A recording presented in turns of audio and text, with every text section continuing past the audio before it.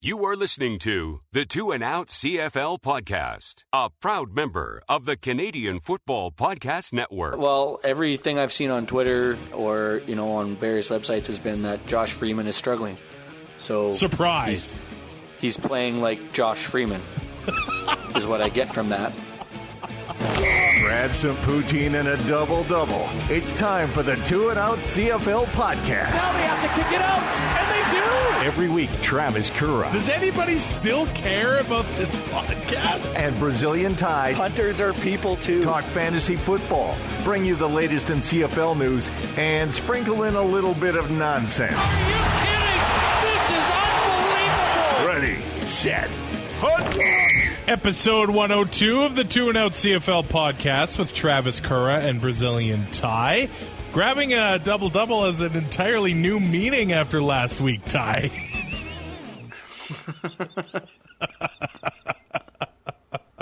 When's the last time you've been to Langley, BC? I would have been 9. Okay, so you're not a suspect. No. I also don't go into Tim Hortons that often to use the bathroom. How was your Maylong ready? Or how was your Maylong? You're getting ready to move or what? How long was my Maylong? It was about 3 days. Yeah, me too. It was good. I got really drunk on Friday, so I couldn't drink Saturday, Sunday, Monday. So you're getting the 3-day hangovers now? Yeah. Signed the mortgage papers on Friday, and we celebrated. Well, congratulations, buddy. Thank you, sir. This adulting thing is weird and new. I don't like it. Yeah, being an adult sucks. In the Huddle with Currah and Ty on the 2 and Out podcast. All right, buddy, training camps opened up on Sunday, so of course there is so much to go through. Let's go through the rule changes that were proposed back in March, and every single one of them has been approved for the upcoming season, and I can't really see anything bad in these rule changes at all. No, I tend to agree with all of them. A lot of them are for player safety. The behind the line of scrimmage thing is now it's black and white. It's where your feet are. It's not where the ball is released or anything. So that's going to take a lot of guesswork out of it. I'd like the force out rule being eliminated. Makes a receiver work a little harder to make that catch. The only issue I really have is closing the loophole in the sleeper rule on the special teams play.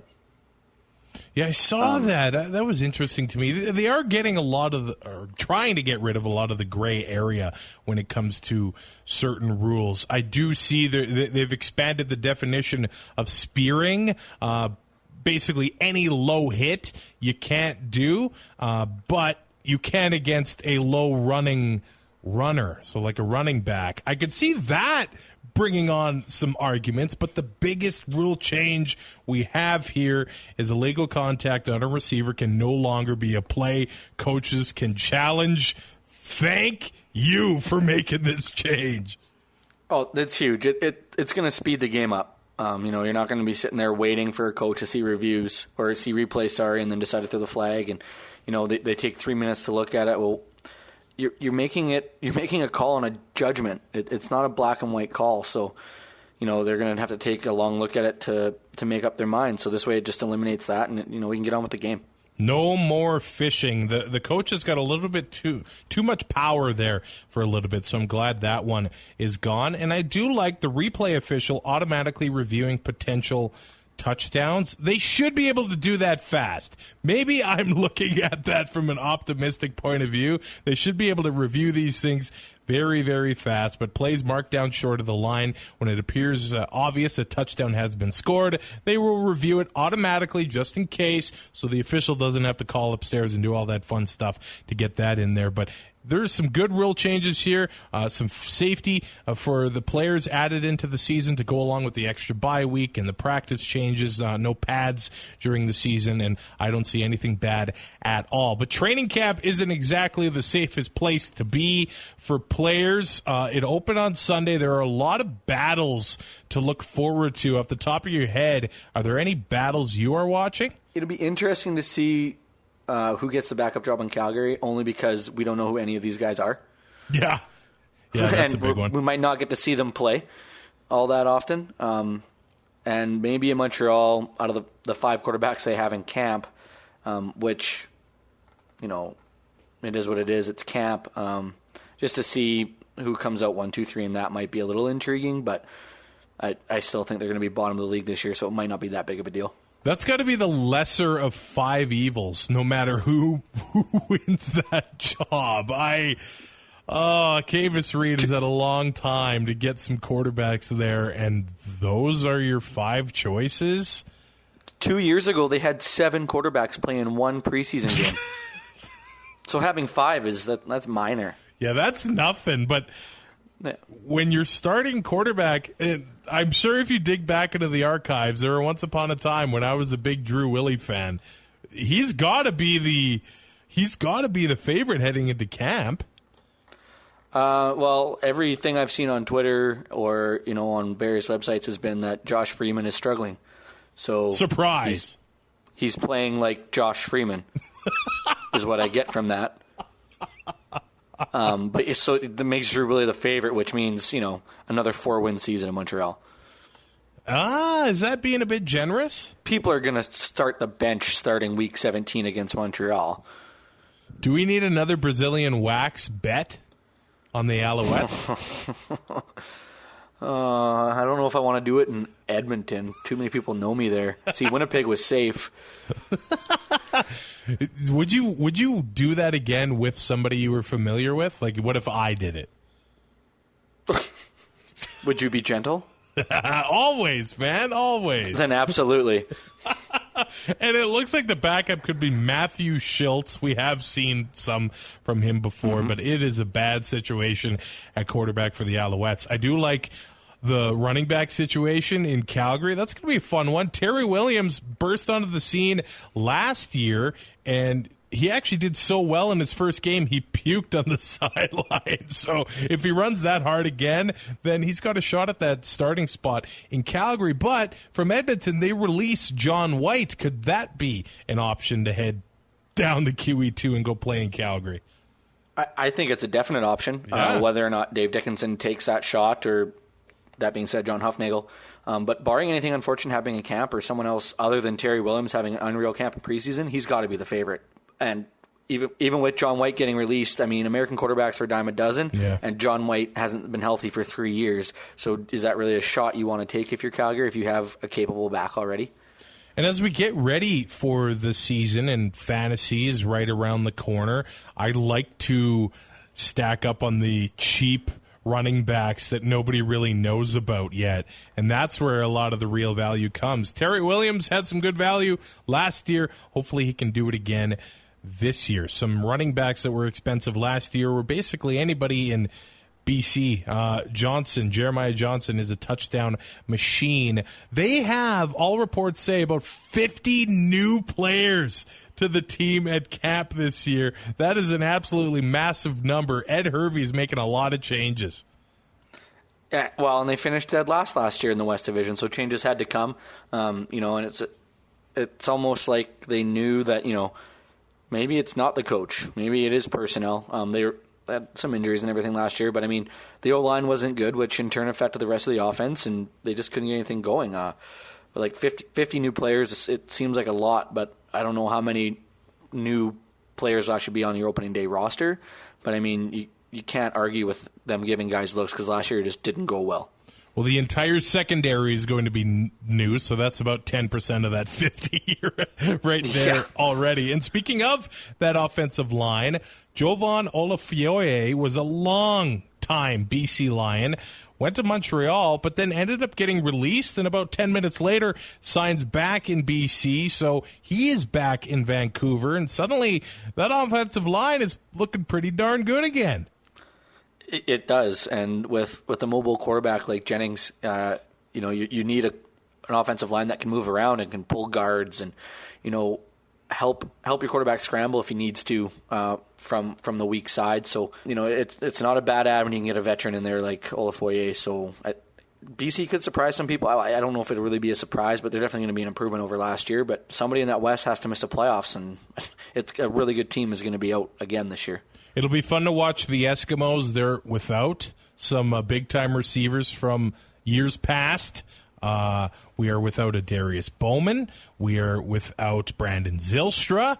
So there's some new spots open for receivers there, but John White is gone. Ladarius Perkins is gone. CJ Gable is going to be a monster this year as long as he can stay healthy. We saw what he could do late last season when he actually got used. Hamilton didn't do anything with Gable at all, but he gets to Edmonton. He was amazing last year. If he puts a full season together this time around, he could have a really good season in green and gold. Oh, absolutely. I think he's got a legitimate shot to prove that he is a number one back in this league, and he somewhat proved it late last year. And like you said, we didn't get to see him do anything in Hamilton. That offense was all pass, and teams knew it. So they didn't have to worry about Gable. But now, with Mike Riley back there, and they still have a pretty decent receiving core in Edmonton with Williams and Bryant Mitchell and Walker being back for this year, so it's going to be a pretty balanced offense, and he's going to have a shot to put up some big numbers, and it's going to reflect in a couple weeks on his fantasy value on TSN for sure. Lots of news from Rough Rider training camp so far. I think the craziest thing I had heard was on Wednesday, Chris Jones said their practices were outstanding. Have you ever heard him be happy about the way the team has performed in a practice? I've never heard him be happy, period. Well, that's the exact thing. So he's liking what he's getting out of his team already 3-4 days into camp. And that's a good sign. And what did he say yesterday? We're not here to have a good regular season. We're here to win a ring.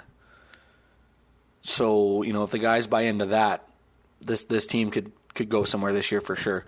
They brought in a lot of Grey Cup talent and some really big names in the offseason, but a couple of them are gone already. John Ojo was really, really hyped. Getting that signing in Saskatchewan is huge. People were excited to have him play boundary corner in Regina, but he has been released. And keep in mind here, he's not played a game since the 2015 Grey Cup, went to the NFL, had some cups of coffee, practice roster things, but comes back and they just said he's not ready physically, so he's been let go. They also let go Cameron Marshall, which really surprised me. Last year, before he got hurt, he was awesome for the Rough Riders, but he also not ready physically, and Trent Richardson is on the suspended list. So running back might be an interesting position in Saskatchewan behind Jerome Messam, and Nick James also released, who defensive tackle last year made a lot of noise. These guys, you probably could see them pop up at other teams before the season starts. Well, not only other teams, maybe knowing Chris Jones. Yeah. I think there might be some handshake agreements as players leave. They never know, but these guys are totally capable of playing in this league. Maybe not physically right now. There's a difference between being in shape and being in football shape. So maybe they just need to get reps somewhere. The training camp's still going on. There's still a chance for these guys to catch on somewhere and maybe get some reps and get another look. So I don't think we're going to be hearing the last from these three this year. So. Taron Vaughn is really impressing people at Rough Rider camp. Left tackle, he's only 24 years old. Bruce Campbell is gone. If they can get a 24-year-old starting left tackle this year, that is huge for that team. Jake Hardy suffers a ACL tear, so he's out for the entire year. Deron Carter's doing the two-way thing again. That kind of blows my mind here. The offensive talent there, it just feels like you have to keep him playing offense, but he was doing exclusively defensive drills on Wednesday. What if he gets hurt playing defense in training camp? I know they have a deep receiving core, but I still don't know about that. I don't like it. I said it last year. I didn't like it. Defensive back has been a position that's needed to be addressed because we obviously don't have the depth. They don't have the depth. Homer. Who am I, Rod Peterson? They don't have the depth right now for guys to be able to, if somebody goes down, like now Carter's your backup is the way it's going to play out again. It looks like this year, and I don't like it because too much stuff can happen in a football game. And you can say, well, what if he gets hurt on defense? Well, he can get hurt on offense too. I get that. But that's what he's paid to do, is catch the football, not play defense. So I don't like it that way. Although when he picked off Bo Levi last year, it was pretty damn good. Yeah, that was satisfying, but there are a lot of receivers kicking around, naming Roosevelt, Joshua Stanford, Chad Owens, Caleb Hawley, Bakari Grant. So there are a lot there are a lot of receivers there to catch the ball in Saskatchewan, but you put Durant on there, it makes it even better. But I mean, if he keeps Durant involved and let him, and I think that's what coaches have had problems with in the past, reeling him in, and he just ends up getting into trouble and pissing everybody off. And blocking people on Twitter. Yeah, so how recently did he block you? I have no idea, but somebody tweeted something about, or it might have been a retweet or a quoted tweet, and I went to click on it to see what it said, and I couldn't see it. So I'm like, oh, okay, well, apparently he's mad at me about something I said last year, but I'm not overly worried about it. Eventually, Nick Lewis unblocked you, right? He did, and Nick Lewis was at camp in Saskatchewan. And then showed up at camp, So I guess you need to tweet Nick. Maybe I'll do that. Or show up to rider practice with cookies, and you'll be good to go. What kind of cookies? You know what kind of cookies. Let me make a phone call. We go to Winnipeg now, and I don't know if you caught this. Did you see the vehicle that Andrew Harris showed up to Bomber Camp in? This is turning into Mets spring training last year with Cespedes showing up in all those different vehicles. Have you seen those Polaris slingshots? Oh, yeah. So, yeah, it's blue and gold. He's got 33 on the side. It looks like a damn Batmobile. And he showed up to Bomber Camp in one of those. It doesn't get much cooler than that. No, it's a straight boss move. Yeah, that's like, you're a running back on this team. I don't have to do anything. It's my job. Come on. Yeah. Like, hey, Flanders, suck it. Is basically what Andrew Harris is saying with that. Adarius Bowman, it's been said that he's looking good in blue and gold. And also draft pick Rashawn Simonize, who was talked about a lot. He had NFL experience already. He's been working with the first team offense and turning a lot of heads already. That could be the steal of the draft if he's on the first team offense from day one. Oh, absolutely. It's a cap league. You're going to need young guys to come in and perform, and especially if it's a Canadian that helps your ratio, even better. So, young kid coming in, not making a lot of money, you can spend that money elsewhere until you have to re-sign him, and just makes your team way better. But the big news, we talked about it even last week. Adam Big Hill, released by the New Orleans Saints, signs with Winnipeg. He will be at practice this week. That is a huge move for that defense. Yeah, that I don't know what to say with this, because I honestly didn't think there was any chance he signed anywhere but BC. That being said, it is a huge ad for Winnipeg. Can never have enough linebackers. They always seem to go down like flies. So, if he can stay healthy this year, it's going to do nothing but help the defense. Well, and Ed Hervey basically said it's not in the economics of the BC Lions to spend all that money on linebackers. So Big Hill is not a Lion. I wasn't sure about Winnipeg. I figured maybe he would go to Saskatchewan, but yeah, they got a spot for him there in Bomberland, and he's there. This is another team that we're suddenly talking about who's going to play backup quarterback because, well, the whole Darian Durant situation. That's another one to watch in camp. Oh, for sure. They're not going to get a lot of playing time, especially as a backup, unless Nichols gets hurt, which, with the losses on that offensive line, he's going to be taking some hits. That being said, is Alex Ross really the answer? A lot of these teams, a backup quarterback isn't going to make that big of a difference unless there's an injury. So, it's more of an insurance policy at this point for every team except Montreal. It has almost become a requirement to have a good backup. to a point, unless you're in Calgary or Edmonton. Well, when Bo takes 6 hits a year, I mean... Yeah, and that, who knows, that number could go down. Yeah, you never know. They always have a factory of talent there.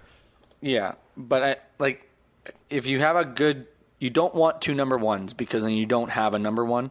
So there's a reason that your backup quarterback is your backup. He's got to be serviceable. He's got to know the offense and be able to run it. But I don't think that battle in a lot of places is that much of a, I don't know what you would call it, is that much of a storyline to me anyway, because you don't get to see these guys enough. Granted, if it was Darian Durant and the minute Matt Nichols starts to struggle, then it becomes a story. Then you have a quarterback controversy. But now with Darian Durant gone, I think it's not going to matter who the backup is in Winnipeg, because if Matt Nichols gets hurt, I think their season's pretty much done anyways. Well, it finally happened in Hamilton after talking about it for months. Will it happen? Won't it happen? It finally happened, and Johnny Manziel is a Hamilton Tiger Cat. I'm kind of relieved that it's over. It's over. Yeah. Oh, for sure. It's been about a year and a half, I feel like. Mm-hmm. It's going to bring a lot of eyes to north of the border. Oh, absolutely. That's going to, I don't know how much of a ratings pull it will be, but because, for one thing, I don't think he's not going to be the starter coming out of camp. No, Mazzoli proved himself last year. Absolutely.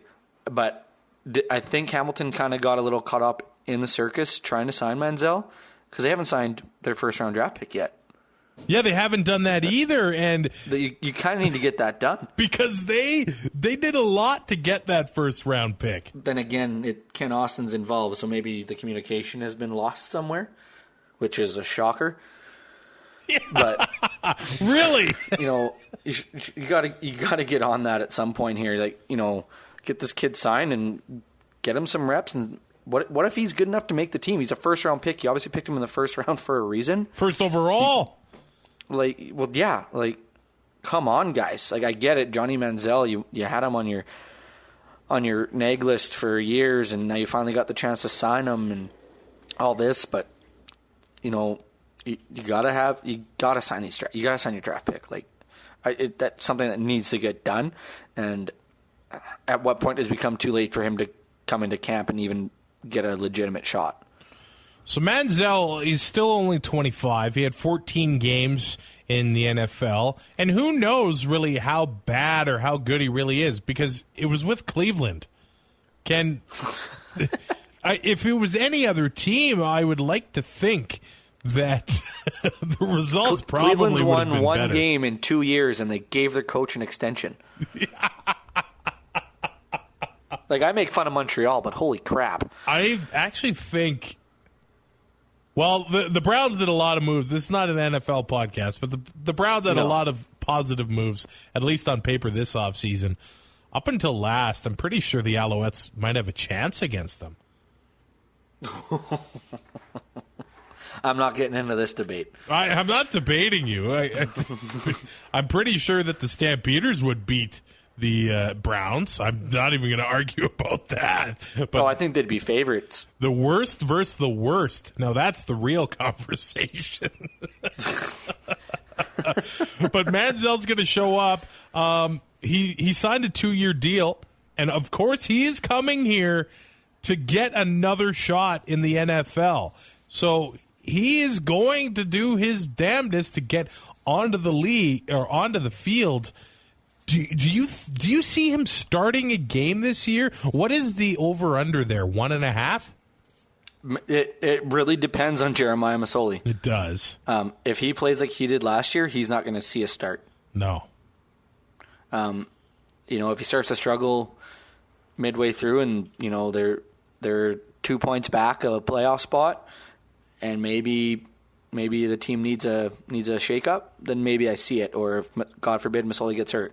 But if Masoli plays like he did to end last year, there's no way. Toronto Argonaut camp, not that much to report right now, but The receiver position is going to be interesting to watch once the preseason games get underway. They've got some older receivers there, and they're losing the Grey Cup MVP, DeVere Posey, and Jeff Fuller has been released. So there's opportunities at receiver to catch the ball from Ricky Ray, maybe this last season of his. Could you think of a quarterback in the CFL that you'd want to play for, that you wouldn't, or that you would rather play for right now? No, I'm pretty sure I could catch 1,000 yards of him at quarterback.